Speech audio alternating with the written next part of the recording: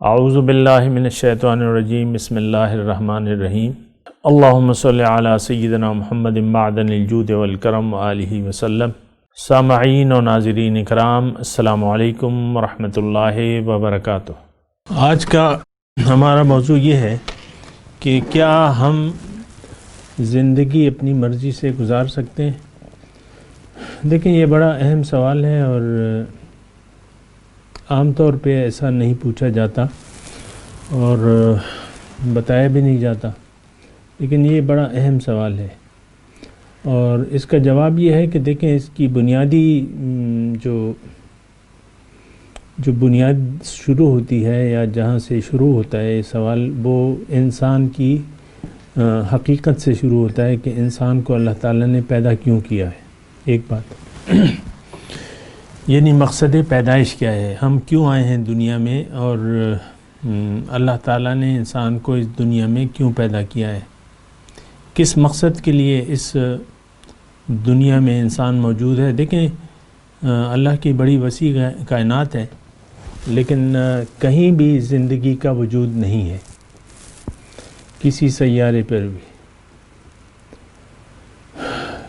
تو یہ ایک واحد ایک ایسا سیارہ ہے جس پہ زندگی ہے اور جس پہ ہم بس رہے ہیں۔ تو اس سے آپ اپنی اہمیت کا اندازہ لگا لیں اور اپنی وجود کا اہمیت، اور اگر آپ دیکھیں تو انسان کے لیے ہی اللہ تعالیٰ نے یہ کائنات پیدا کی ہے، اور انسان کامل جو ہے وہ آپ کو معلوم ہے کہ حضور صلی اللہ علیہ وسلم کی ذات ہے، اور پھر آپ نے یہ بھی سنا ہوگا کہ لولاک لما خلقت الافلاک، اگر آپ نہ ہوتے تو میں یہ کائنات پیدا نہ کرتا۔ یہ بڑا مشہور جملہ ہے، لولاک، صاحب لولاک کہتے ہیں نا۔ تو اصل میں حضور صلی اللہ علیہ وسلم تو خلاصہ کائنات ہے، اور ہم پھر ان کی وجہ سے ہیں۔ پہلا جو جلوہ اللہ تعالیٰ کا ہوا تخلیق کا، وہ کیا تھا؟ نور محمد صلی اللہ علیہ وسلم، پہلی جو تخلیق ہوئی، پھر ان سے باقی تخلیقات ہوئی ہیں۔ یہ میں آپ کو تاریخی بات بتا رہا ہوں۔ تو الغرض یہ دنیا میں انسان کیوں آیا ہے، اس کو کیا کرنا ہے، جو آج کا ہمارا موضوع ہے، اس سے گہرا تعلق ہے اس کا۔ دیکھیں، اللہ تعالیٰ نے انسان کو کیوں پیدا کیا ہے، اس کا جواب یہ ہے کہ اللہ تعالیٰ یعنی پہلے تو میں آپ کو قرآن کی روح سے آپ کو بتاؤں کہ زمین پہ انسان جو ہے وہ اللہ تعالیٰ کا خلیفہ ہے۔ فرشتوں کو یعنی مقام انسانیت جو ہے وہ یہ ہے کہ یہ اللہ کا خلیفہ ہے، نائب ہے۔ یعنی اس کا مطلب یہ ہے کہ ہر انسان میں اللہ کے خلیفہ بننے کی استعداد موجود ہے۔ یہ نہیں کہ ہر انسان اللہ کا خلیفہ ہے، نہیں، خلیفہ بننے کی استعداد لے کے آیا ہے۔ جس طرح کہ ایک گٹھلی ہوتی ہے، آم کی ایک گٹھلی ہے، تو وہ اس میں استعداد موجود ہے کہ اس سے پودا بنے اور درخت بنے اور اس میں آم لگے، لیکن اکیلی گٹھلی تو کسی کام کی نہیں ہے، وہ تو آپ کوڑے میں پھینک دیتے ہیں۔ تو انسان میں ایسی یعنی استعداد موجود ہے کہ اگر یہ کوشش کرے تو یہ بن جائے گا اللہ تعالیٰ کا خلیفہ۔ بہرحال آپ دیکھیں، اللہ تعالیٰ کا خلیفہ بننے کی ضرورت کیا ہے؟ اللہ کا نائب، یعنی اتنے اللہ تعالیٰ کے انسان قریب ہو جائے کہ یہ اللہ تعالیٰ کا نائب پیدا ہو جائے اور اس میں خدائی صفات پیدا ہو جائے۔ تھوڑا سا مضمون مزیدار بھی ہے، اور اس کو سنیں ذرا۔ یعنی اللہ تعالیٰ نے انسان کو یہ اپنا خلیفہ بننے کی استعداد دے کے بھجوایا ہے۔ اگر یہ کوشش کرے گا تو وہ مقام پالے گا کہ یہ اللہ تعالیٰ کا خلیفہ بن جائے گا، اور جب انسان اللہ کا خلیفہ بن جاتا ہے تو اس میں اللہ تعالیٰ کا رنگ پیدا ہو جاتا ہے۔ مختصر میں مضمون کو کر رہا ہوں، اللہ تعالیٰ کے رنگ میں رنگ جاتا ہے۔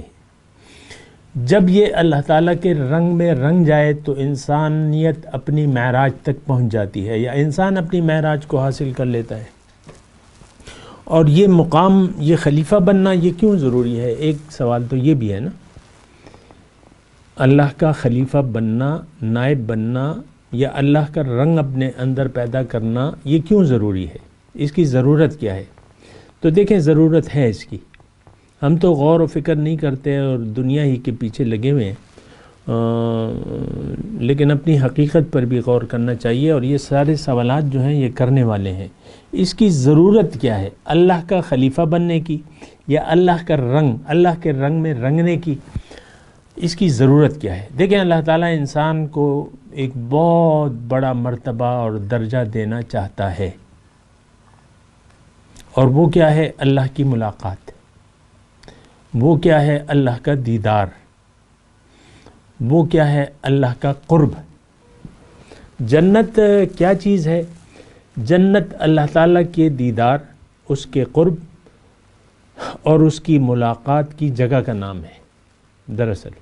تو یہ یعنی ظاہر ہے کہ دیکھیں ہماری زندگی کا جو نتیجہ ہے وہ اگر اچھا ہوا، یا ہم اپنی زندگی کے مقصد میں کامیاب ہو گئے، تو ہمیں کہاں لے جایا جائے گا؟ جنت میں۔ اور جنت کیا ہے یہ میں نے آپ کو بتا دیا۔ اب ضرورت کیا ہے اللہ کا خلیفہ بننے کی، یا اللہ کا رنگ اپنے اندر رنگنے کی؟ اس کی ضرورت یہ ہے کہ دیکھیں اللہ تعالیٰ نے جو ٹارگٹ ہمیں دیا ہے وہ یعنی ہمیں حاصل نہیں ہو سکتا جب تک اس مقام کے ہم اہل نہ بن جائیں۔ یعنی اللہ کا دیدار بننے کے لیے آپ میں صلاحیت ہونی ضروری ہے، کہ آپ میں اتنی صلاحیت موجود ہو یا آپ نے حاصل کر لی ہو۔ اب دیکھیں ایک انسان، میں آپ کو کہہ رہا ہوں کہ ایک نوجوان ہے 20 سال کا، 22 سال کا، اور ایک پہلوان ہے۔ نوجوان ہے، صحت اچھی ہے، اور ایک پہلوان ہے۔ اس سے کہا جاتا ہے کہ تمہیں 1 سال بعد تمہارا مقابلہ ہے اس پہلوان سے، اور وہ اس کو سیریس لے لیتا ہے وہ نوجوان۔ تو اب ظاہر ہے کہ وہ باڈی بلڈنگ کے کلب میں جائے گا، باڈی بنائے گا، اپنی غذائیں کھائے گا ایسی، اور اپنی ورزش کرے گا، اور ایسی جم میں جائے گا، تو وہ 1 مہینے میں، 1 سال میں وہ اپنے اندر وہ صلاحیت پیدا کر لے گا کہ وہ اس پہلوان کا مقابلہ کر سکے۔ یہ میں نے آپ کو ایک چھوٹی سی مثال دی ہے۔ یا اس طرح کا آپ سوچ لیں کہ ایک لڑکا ہے، وہ والدین اسے کہتے ہیں کہ تم نے ڈاکٹر بننا ہے۔